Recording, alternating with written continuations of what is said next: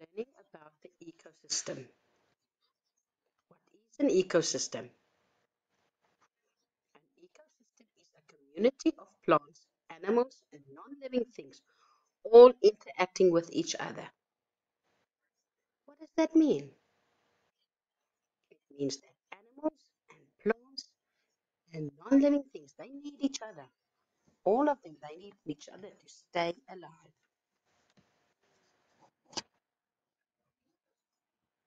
Mm.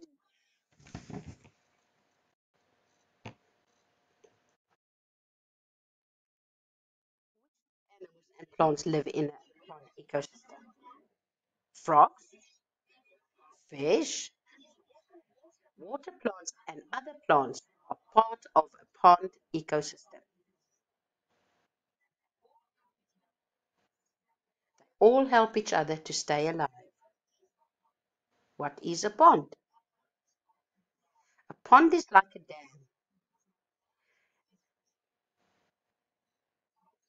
Mangrove ecosystem. The mangrove ecosystem is an ecosystem that provides habitat and food for many living things. What is the mangrove tree? A mangrove tree is a tree with very long roots.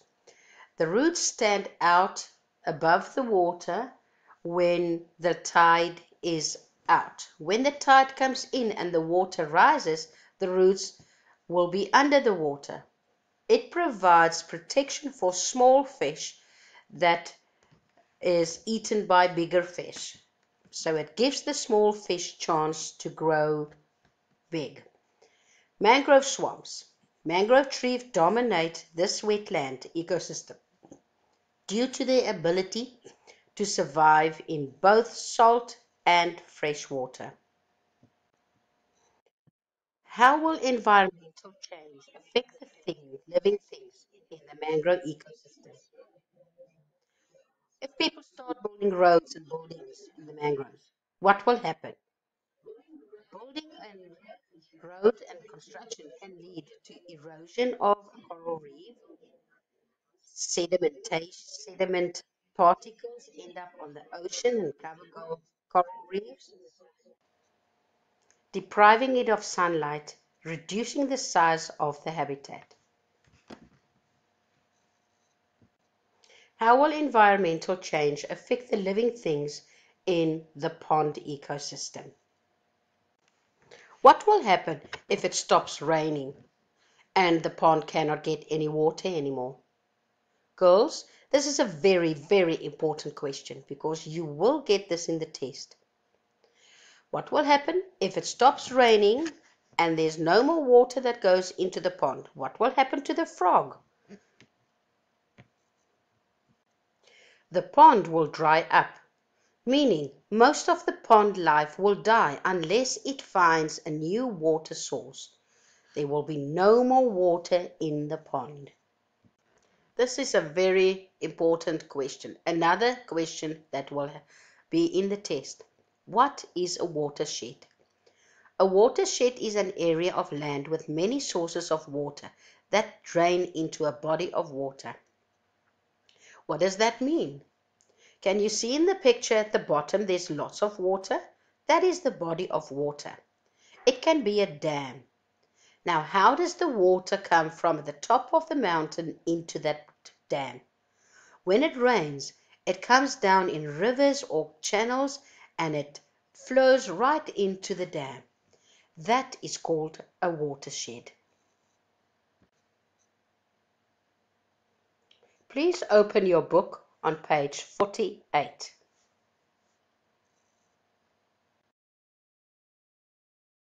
Unit 3, Ecosystems. What is an ecosystem? An ecosystem is a community of plants, animals, and non-living things, all interacting with each other. Please highlight the definition of an ecosystem. It is very important. Study it for the test.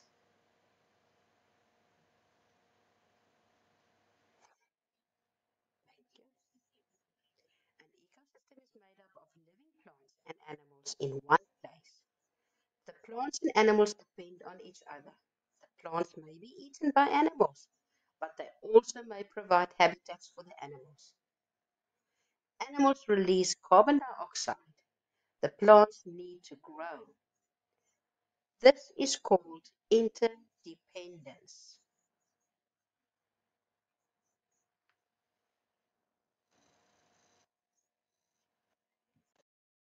Highlight interdependence.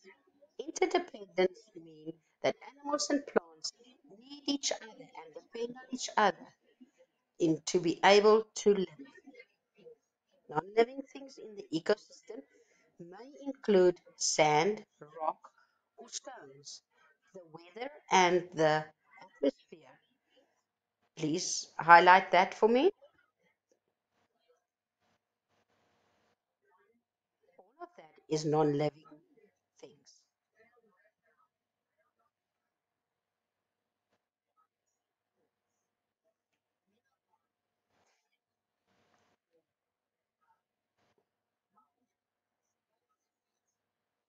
Non-living things all affect the living things in the ecosystem. The living things in the ecosystem all affect the non-living things. This is also called interdependence.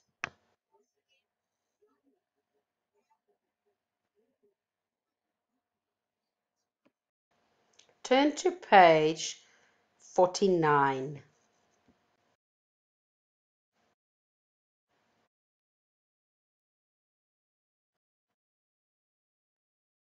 Name the habitat. Can you think about what's the answer? Now, the habitat of the frog is the pond.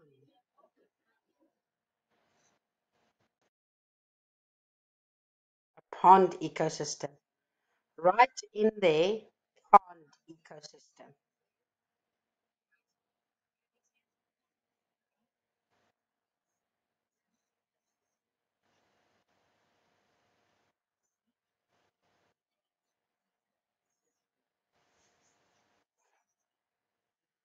Write it in your book. Let's look at number 3. List the living components of this ecosystem. What do you think? Who lives in the ecosystem of the pond? Let's see.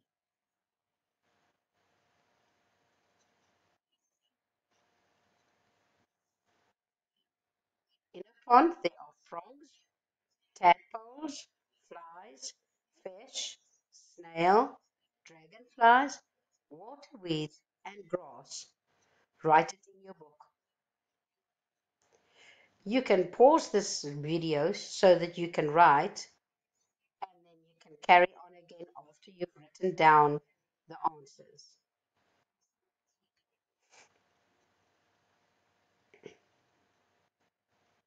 Let's see at number 4. Circle the non-living things that will affect the numbers of organisms that can survive in this ecosystem. I wonder, do you think temperature of the water will affect the organisms? How about temperature of the air? There you go. Okay, circle it.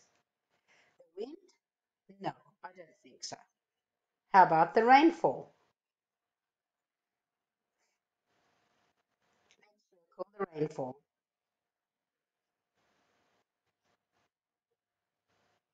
The amount of mud in the pond? For sure. If there's too much mud, then the animals won't be able to breathe or swim. The fish will die.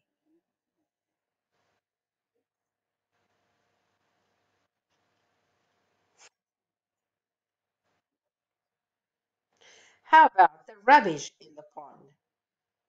For sure. The animals will die if they get stuck in the rubbish.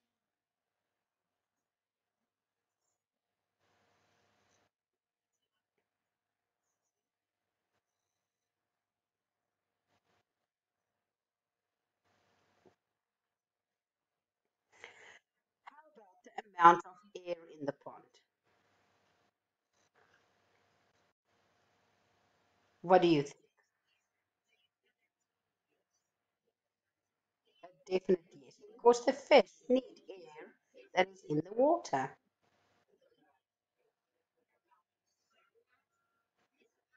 Amount of sunlight is another one. Circle that one too.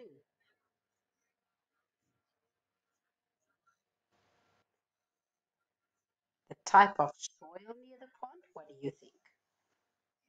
Yes or no? For sure. Then the number of stones in the pond? No. So did you circle all of those? Let's carry on to number 7, page 50. There is no rain for a long time. What will happen to the pond ecosystem? What do you think? That is a very important question.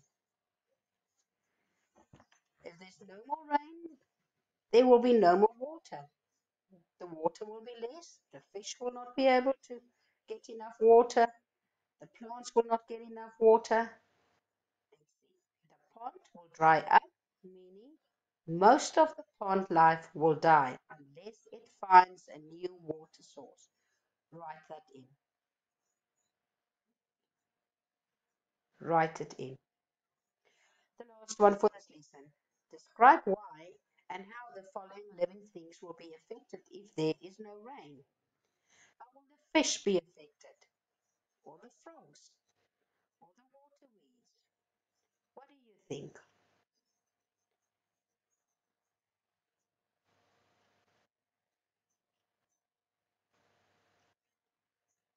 Let's see.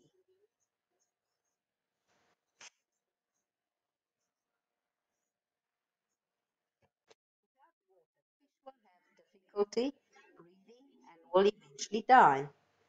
Without water, frogs will lose their food source and will have to move to another water source. Waterweed will die as it is adapted to an aquatic habitat. What is an aquatic habitat? An aquatic habitat is a habitat where there is water.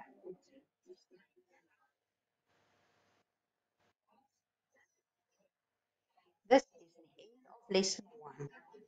Lesson 2 video will follow. Thank you.